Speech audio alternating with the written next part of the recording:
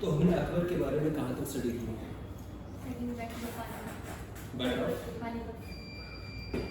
पानीपत या हल्दी घाटी? अच्छा, वहीं तक पहुँचे अभी और स्टार्ट किया था। ठीक है, तो मैंने अगले पॉइंट में आपको ये कहा था महंगा के बारे में, बैरम खान के बारे में डिस्कस किया था हमने। अच्छा, बैरम खान, ठीक है। तो दो किरदार हैं इसके अंदर, हम कह सकते हैं महामंगा और दूसरा जो है वो बैरम खान। दो किरदार हैं इसके अंदर अकबर की लाइफ में, मेनली शादी से पहले। और ये दो किरदार में महामंगा उनकी फोस्टर मदर थी, फोस्टर मीन्स उनको पालने वाली, जो अकबर पर काफ़ी अपना अधिकार जताती थी। जताना इसलिए भी था इम्पोर्टेंट क्योंकि अकबर ने अपनी सारी ज़िंदगी बचपन की उनके साथ बिताई थी, तो उनको काफ़ी मानते थे, इसलिए उनके डिसीजन को वो अपोज नहीं करते थे। तो आहिस्ता आहिस्ता जो महामंगा थी पावर सेंटर बन गई थी, राइट। जैसे कुछ भी हो परिवार के अंदर, आप अगर अपने पापा का को रिस्पेक्ट करते हैं तो उनके द्वारा कही गई बात को आप ठुकरा नहीं सकते हैं, ये बात तो साफ है। सपोज कर लेते हैं कि आपकी जॉब लग जाती है और आप किसी इलाके में वीडियो बन जाते हैं या एसडीएम बन जाते हैं और आपको आपके पापा की कॉल आया कि मेरा कोई फलना दोस्त है वहाँ से एंड कुछ काम है, इनका काम करवा दो आप।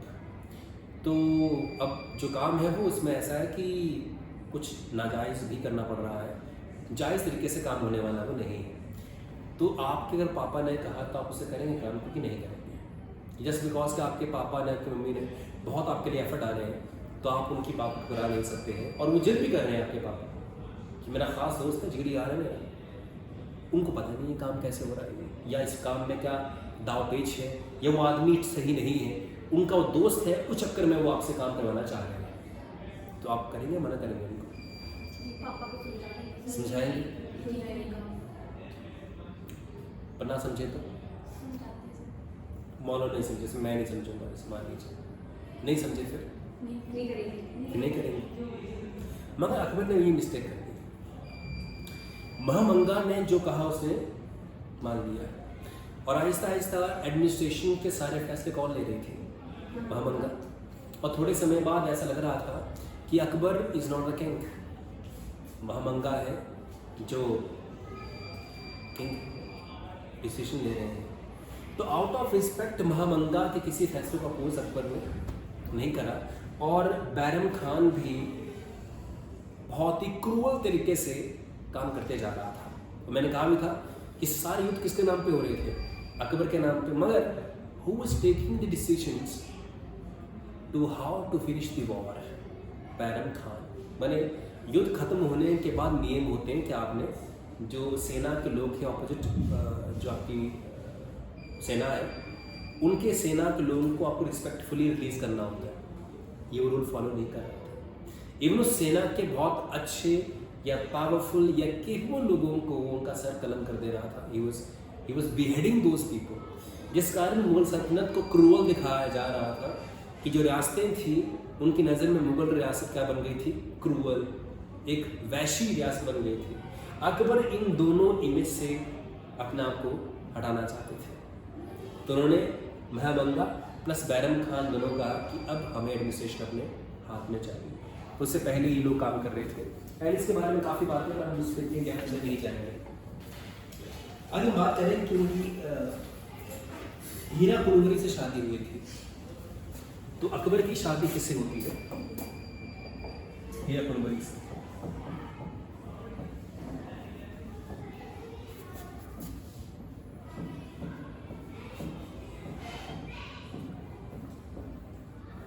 हीरा कुंवरी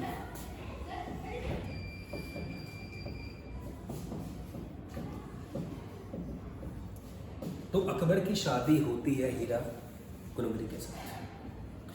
Who was she? She was a princess जो बाद में जोधा बाई के नाम से फेमस हुई।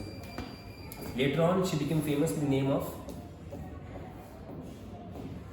जोधा बाई। तो जोधाबाई के नाम से बाद में फेमस होती, बट उसका रियल नेम था हीरा कुनवरी। ये कचवाहा प्रिंसेस थी, KACHAWA, शिव कचवाहा प्रिंसेस। कचवाहा जो है वो इनका राजस्थान का राजपूत इलाका है जहाँ की वो थी। तो अकबर ने शादी की एक मुस्लिम के हिंदू के साथ, राजपूत हिंदू के साथ। और अकबर का कैरेक्टर यहाँ से डिफाइन होता है, क्योंकि अकबर ने हीरा कुनवरी को उसका मज़हब चेंज करने के लिए फोर्स नहीं किया, जबकि उसमें मुगल रियासत के रूल क्या थे कि शादी मुकम्मल तभी होगी जब उस लड़की को जो मज़हब की मुसलमान नहीं है कन्वर्ट होना पड़ेगा, तो ही शादी मुकम्मल मानी जाएगी। इसी बात को अकबर ने अपोज करा और कहा कि इनको पूरा अधिकार अपने भगवान को मानने का, मुझे कोई अधिकार नहीं का धर्म चेंज करने का।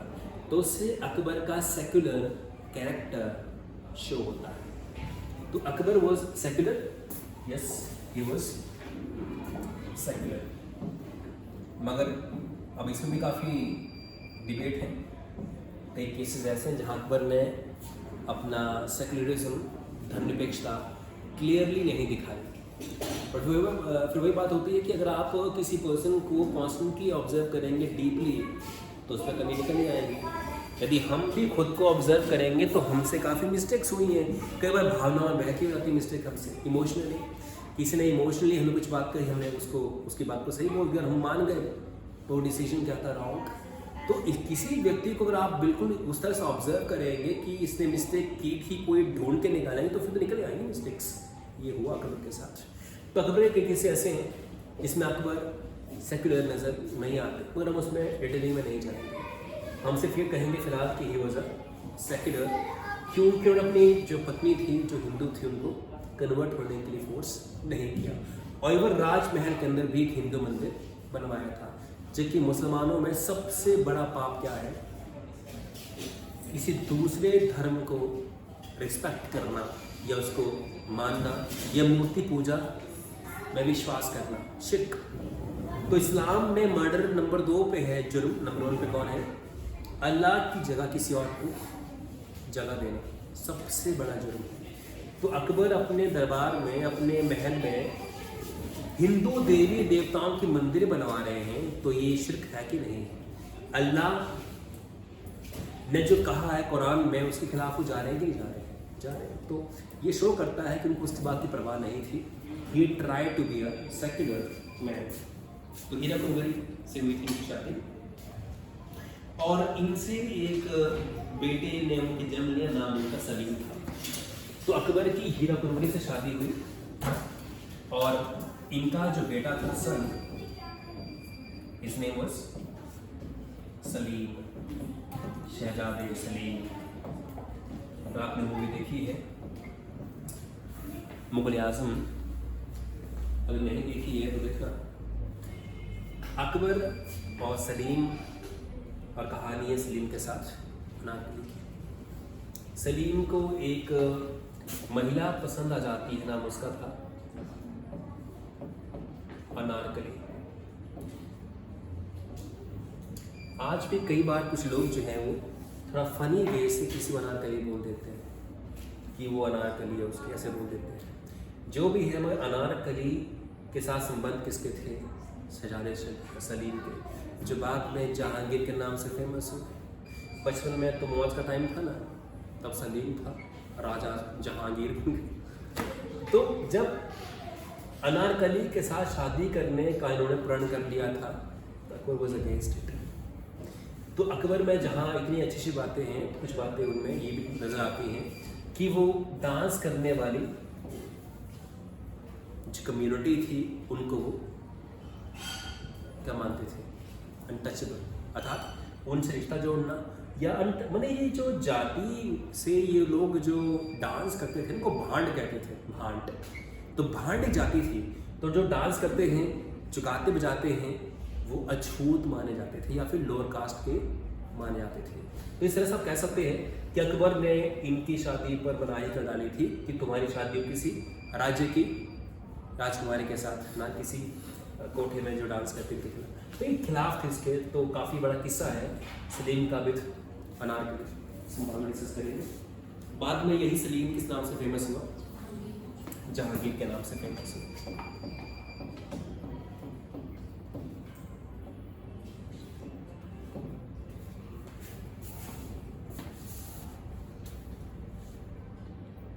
बैटल ऑफ हल्दी घाटी 1576 का डिस्कस कर लिया। Now next to be discussed in this slide, Battle of Haldi Ghati.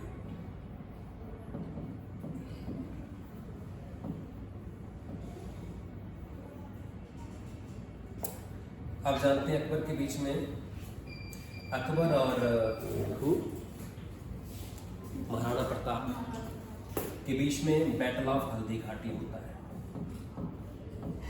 Haldi Ghati का युद्ध इन 1576 हल्दी घाटी का। इस युद्ध में जीत किसकी हुई? अकबर की, और हार होती है मान सिंह की। और ये और बात है कि एक और बैटल हुई थी बिटवीन अकबर एंड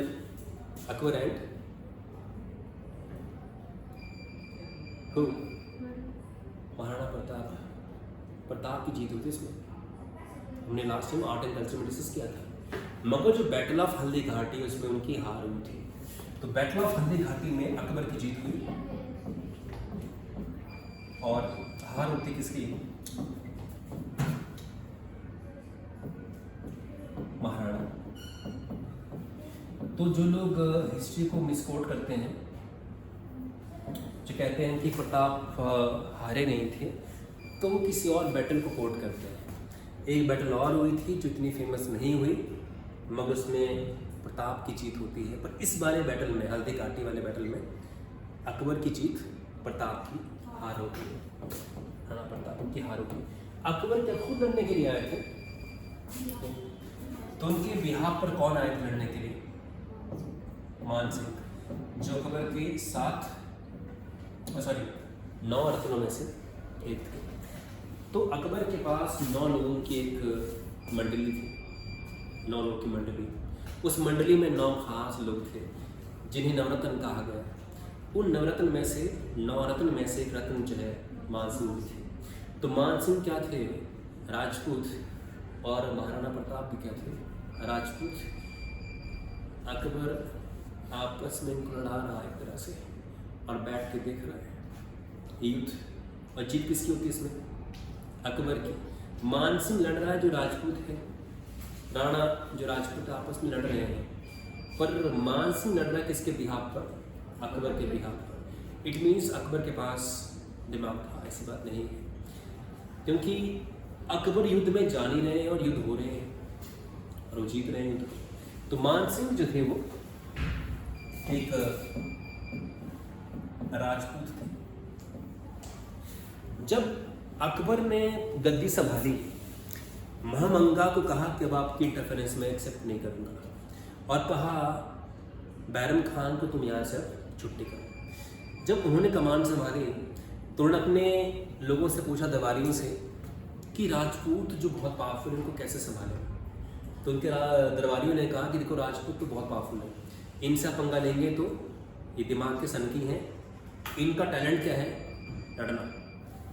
तो जिनका टैलेंट ही लड़ना है राजपूतों का, उनसे आप कैसे पंगा लें? और पंगा लेंगे तो बहुत प्रॉब्लम हो जाएगी उनके साथ फाइट करने में। तो उन्होंने कहा कि क्या किया जाए, राजपूतों का हुनर लड़ना है, तो क्या करें उनके साथ ऐसा कि हम कुछ अचीव कर पाए। तो उन्होंने कहा कि राजपूतों को क्या चाहिए? इज्जत, रिस्पेक्ट। कि राजपूत किस बात के भूखे हैं? Respect, right. ये कहा गया उनको कि राजपूतों को अपनी साइड करने का जरिया क्या है? वो रिस्पेक्ट चाहते हैं। उनसे लड़ोगे तो नुकसान होगा आपको, क्योंकि उनका हुनर क्या है? लड़ना। और उनकी माएँ उनको ये बोलकर बड़ा करती कि तुम्हें लड़ना है फ्यूचर में जाके, देश के लिए, इज्जत के लिए लड़ना है। जिनके ब्लड में फाइटिंग ही लिखा हुआ है, तो उनसे कब तक लड़ेंगे? तो रिस्पेक्ट दो। अकबर ने जब ये सुना तो उनके दिमाग में बात आई कि यदि रिस्पेक्ट देने से ही वो आपकी तरफ आ सकते हैं, तो रिस्पेक्ट देने में कोई पैसा खर्च होता है क्या? जैसे मान लो मुझे आपको रिस्पेक्ट देनी है, तो क्या मैं कुछ अपनी जेब से पैसे निकाल के दे रहा हूँ? रिस्पेक्ट देने में क्या जा रहा है आपका? कुछ नहीं जा रहा है। इसलिए कुछ लोग बहुत टैलेंटेड होते हैं, वो रिस्पेक्टफुली बात करते हैं किसी के साथ। आप किसी शॉप में जाते हैं, कपड़े अच्छे नहीं भी दिख रहे हैं, पर फिर भी जो व्यवहार है उसका, वो आपकी तरफ कैसा है? रिस्पेक्ट। प्लीज़ बैठिए, आप पानी लेंगे, ये स्माइल उसके चेहरे, आपसे इज्जत से बात कर रहा है। क्या मन होता है? कपड़े तो पसंद नहीं आए मगर बड़े सही से बात करिए, इसमें काम करते मुझे लेके जाते हैं यहाँ से। इट मीन्स दैट कि नॉर्मल ह्यूमन बीइंग भी रिस्पेक्ट देने से क्या होता है, आपकी तरफ अट्रैक्ट होते हैं। तो राजपूतों का तो ईगो काफ़ी बड़ा था, तो उनको रिस्पेक्ट चाहिए थी। देन अकबर ने क्या कहा कि जो राजस्थान के राजपूत हैं, मध्य प्रदेश के, उनकी मंडली को बुलाओ और मैं उनसे बात करना चाहता हूँ। तो राजपूतों ने दैट इज अकबर ने उनको रेड कारपेट वेलकम किया। रेड कारपेट अर्थात अकबर खुद चल के आए उनको रिसीव करने के लिए। जैसे मान लो कि कोई आपके घर के बाहर गाड़ी में उतरा है, आप खड़े हैं सामने, अकबर खड़ा है रिसीव करने के लिए, गाड़ी खोल के आइए अंदर आइए। स्मार्ट मूव ना, स्मार्ट मूव। मान सिंह के लिए गाड़ी का दरवाजा खोल दे अकबर में, वो तो बिल्कुल हवा में हो गए मान सिंह। उसे लगा कि यार ये बंदा है ना, ये है जो रिस्पेक्ट कर रहा है। फिर मान सिंह ऐसे थे कि अकबर के कहने पर जान भी दे सकते थे। तो राजपूतों की एक कमी थी। मेरा दोस्त था ना एक, उसमें बिहार से, तो वो भूमियार था। तो बिहार में जो भूमियार होते हैं वो ज़मीन लैंड होल्डर होते हैं। भूमियार अच्छी कास्ट है, पर बड़ी कास्ट है वहाँ की। लैंड होल्डर, जमींदार लोग बिहार के भूमियार होते हैं। तो वो बोलता था जैसे मान लो मैं राजपूत हूँ, तो हम थोड़ा उसमें पे शो ऑफ करते थे। पता नहीं क्या स्टार्टिंग के बाद राजपूत अननेसेसरी, पढ़ने लिखने के बाद आप सभ्य होते हैं, उससे पहले आप भी क्या होते हैं? असभ्य होते हैं। तो हमें बड़ा प्राउडली कहना बीटेक फर्स्ट ईयर में कि मैं राजपूत हैं, ये ठाकुर हैं, जो भी है। तो उसने मुझे कहना कि राजपूतों का दिमाग उनके घुटने में होता है। तो मेरे को बड़ा फील होना कि ऐसा क्यों बोलता है। उसने उसको हिस्ट्री उसने पढ़ी हुई थी ठीक तरीके से, वो अच्छा स्टूडेंट था। तो उसने कहा हिस्ट्री उठा के देख लो, राजपूत जो है उनके दिमाग अगर घुटने में है, इसके मैं एविडेंस दे सकता हूँ। तो उसने किस्सा सुनाया था मान सिंह का, कि कैसे मान सिंह को जब रेड कारपेट वेलकम किया अकबर ने, तो मान सिंह खुश होकर उसी बात पे ही उसने जो जान देने के लिए रेडी हो गई। तुम्हारे लिए मैं जान भी दे सकता हूँ, काहे? आपने मेरे को रिस्पेक्ट दी है। और इवन कई बार देखने को मिलता है कि राजपूत जो कम्युनिटी से लोग आते हैं, वो क्या बोलते हैं? हमें क्या सिर्फ इज्जत चाहिए ना, और कुछ नहीं चाहिए, वी वांट रिस्पेक्ट। तो ये जो उनका टेम्परामेंट है कि रिस्पेक्ट चाहिए, इसी कारण ही कुछ भी कर सकते हैं। तो ऐसा कहा जाता है कि राजपूत जो कास्ट है, व्हाट दे डिमांड ओनली, ये भूखे रह सकते हैं पर जलील नहीं हो सकते हैं। कहते हैं सर कट जाएगा, सर झुकेगा नहीं। तो ये कहावतें कहाँ से हमने लिखी हैं? कहावतें नहीं, ये राजपूतों के बारे में कहावतें हैं कि उनका ये था कि हम मैंने सर झुकेगा नहीं, कट जाएगा। इसका मतलब क्या है? रिस्पेक्ट चाहते हैं हम लोग, रिस्पेक्ट, राइट। तो इसीलिए अकबर ने मान सिंह को अपनी साइड कर लिया और मान सिंह को कहा कि जाओ समझा के आओ राणा को, प्रताप को। और आगे उन्होंने सुना। और एक राजपूत जो काफ़ी शूरवीर है, दूसरे और महान राजा को हरा के आ जा रहा है। और हिस्ट्री में क्या लिखा गया? अकबर और राणा प्रताप का युद्ध। कौन जीता? अकबर। लड़ा किसने? मान सिंह ने। सोचे किसने खाई? जंग किसने खाया? मान सिंह नाम हो गया अकबर का। तो इसी से शो होता है कि कैसे अकबर ने मैनेज किया राजपूतों को ऑन देयर इंटरनेट। तो ये बात यहाँ से है कि आप इसको डिफीट हो गए थे। 1572 में एक बड़ी रिबेलियन आई थी गुजरात के इलाके से।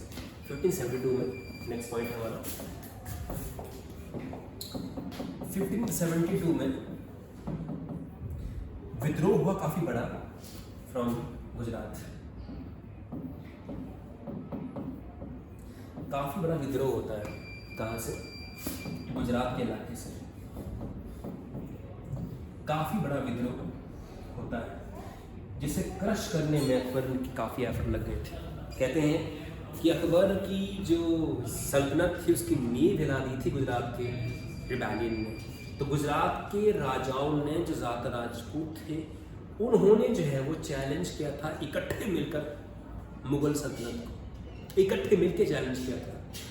यूँ तो जब फाइट करते थे राजा लोग तो अपने इलाके से करते थे, सेपरेटली, पर यहाँ क्या बन गई थी उनके बीच में यूनिटी कि हमने ये जो बाहर से मुगल आ गए हैं ये बाहरी हैं, यहाँ के नहीं हैं, इनको यहाँ से बाहर निकालना है। इस ओपिनियन पर यहाँ यूनिटी हो गई थी। तो अकबर को ऐसा लगा था कि जैसे उनका ये जो सल्तनत है वो उनके हाथ से निकल जाएगा। तो बहुत एफर्ट लगा के, बहुत फाइट करके अंततः अकबर ने इनको डिफीट किया था। और इसी सेलिब्रेशन में बुलंद दरवाज़ा बनाया गया था। काफ़ी बार आर्ट एंड कल्चर में क्वेश्चन पूछते हैं हमसे कि बुलंद दरवाज़ा जो कि एक आर्ट का एक मास्टरपीस है जो बनाया गया था आर्ट का, तो वो किस याद में बनाया गया था? 1572 में हुई गुजरात विद्रोह को समाप्त करने के सेलिब्रेशन में, खुशी में। तो अकबर ने इसे क्रश कर दिया था, बट बहुत मुश्किल से क्रश किया बट एक मसाले में मुश्किल से बहुत मुश्किल से क्रश किया इसको, इस विद्रोह को समाप्त किया अकबर ने। और अकबर, मैंने पहले कहते अकबर की एक्सपीरियंस जैसे कहते हैं उनकी बायोग्राफी में, ये अकबर ये मानते हैं कि ये सबसे बड़ा चैलेंज उनकी सल्तनत का था। और जब उसमें उन्होंने क्रश किया बहुत मुश्किल से इस रिबेलियन को, इस विद्रोह को, तो उन्होंने इसकी सेलिब्रेशन में का निर्माण करवाया बुलंद दरवाज़ा। तो इसकी खुशी में या इसकी सेलिब्रेशन में इन्होंने इस चीज़ का निर्माण करवाया। उत्तर है बुलंद दरवाज़ा।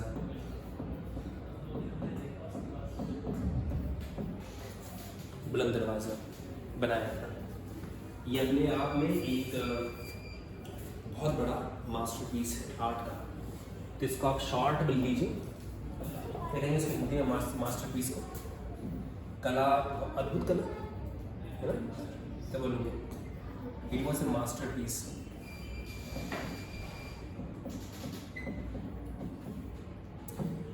अद्भुत कला, मास्टरपीस। आप इसको हिंदी में चेक कर लें, ठीक है, मास्टरपीस को क्या बोलते हैं हिंदी में। तो बुलंद दरवाज़ा एक मास्टरपीस था और ये कहाँ बनाया गया था? फतेहपुर सिकरी में।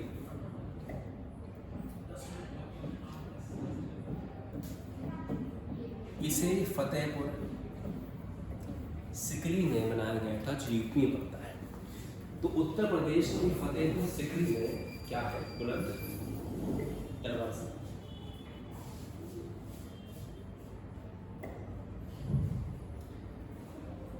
अब अकबर के बारे में बात की जाए तो अकबर के दरबार की बात करते हैं।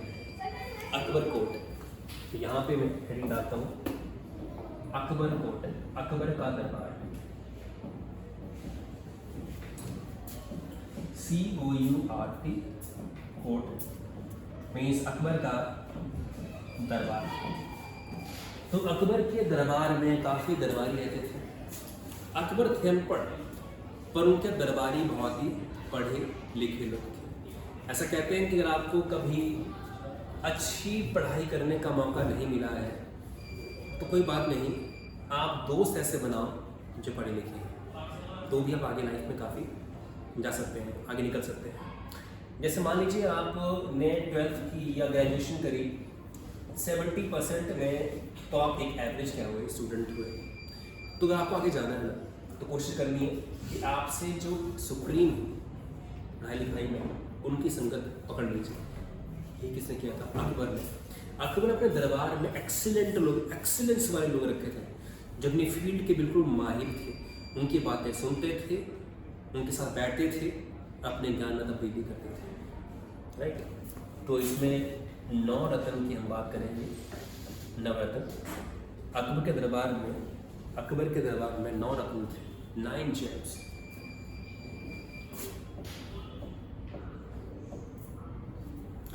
इन 9 जेम्स की बात करें तो नवरत्न में तोदरमल, नाम आप लिखते जाइए, लिस्ट काफ़ी बड़ी है।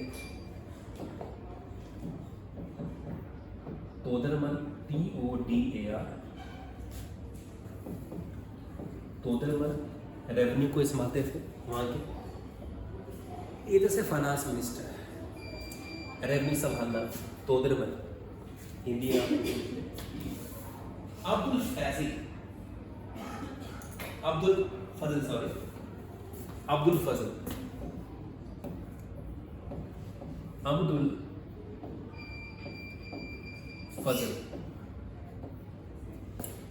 तीसरे थे फैजी,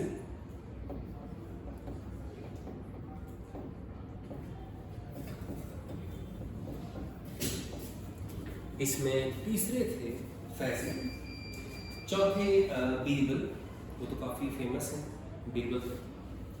अकबर बीरबल की कहानी आपने पढ़ी होंगी कभी कभी स्कूल में। तो बीरबल बहुत ही समझदार, बहुत ही चतुर। तानसेन जो अपने समय के ग्रेटेस्ट म्यूजिशियन, बहुत बड़े कलाकार तानसेन। तानसेन के बाद अब्दुल रहीम खाने Khan, very big name, poet इनके दरबारी थे। अब्दुल रहीम खाने खान, खाने खाने खान, राइट। मुल्ला दो प्याजा, मुल्ला दो प्याजा,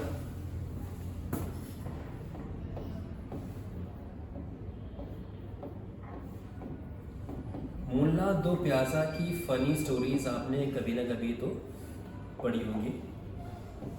मुल्ला दो प्याजा। मानसिंह, वही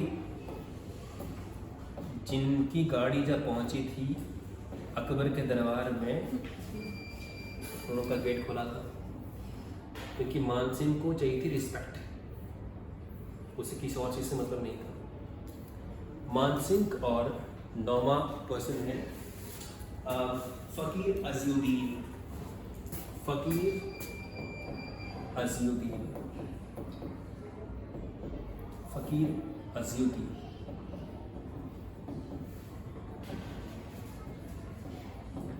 फ़कीर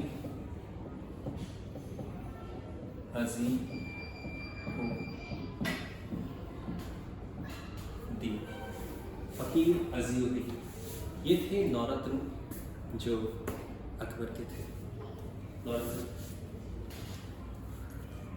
आगे बात करें तो अब्दुल फजल ने अकबरनामा जो अकबर की बायोग्राफी लिखी थी, अब्दुल फजल ने। ये जो अब्दुल फजल है ऊपर 2 नंबर पे, इन्होंने अकबरनामा किताब लिखी, अकबरनामा। अब्दुल फजल ये किताब, राइट। आगे का करेंगे, ये बातें आप पढ़ के आना।